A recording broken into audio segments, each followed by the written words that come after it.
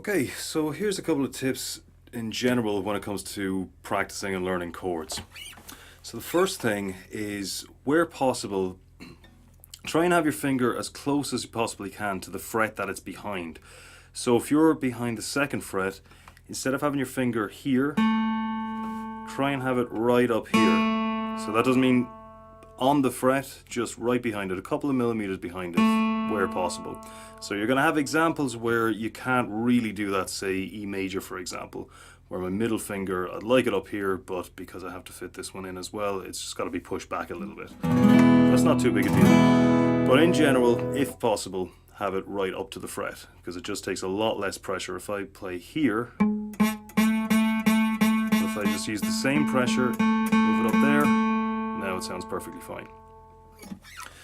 So the next thing is the shape of your fingers as you're holding them. So there are exceptions to this, but generally speaking, what you want is for your fingers to be pointing directly down on the string. So directly down. Instead of lying flat like this, you want them upright and pointing directly down. That way, they're only holding down the string that they need to be holding down, and they're not touching anything else. So if I have it lying down like this, my fifth string is going to be fine, but this one is going to be blocked off. So if I just angle it up like that a little bit, now we've got both notes out.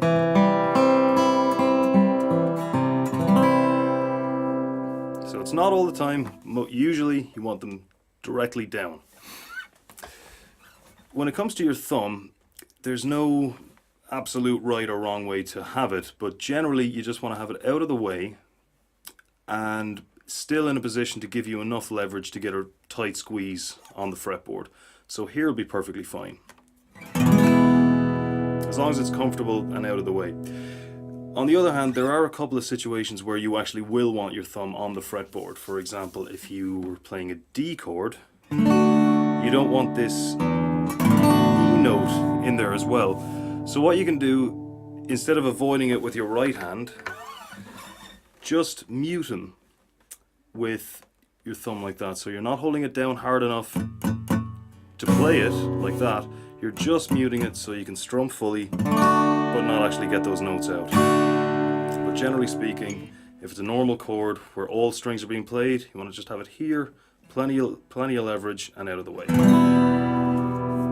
And one more thing for when you're practicing is, whenever you play any chord, strum it of course, but at the same time play it one string at a time as well, just to make absolutely sure. So if you're playing here, you're strumming, and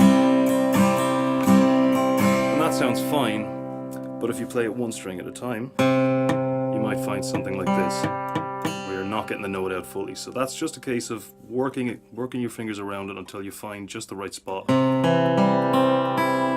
and you get all of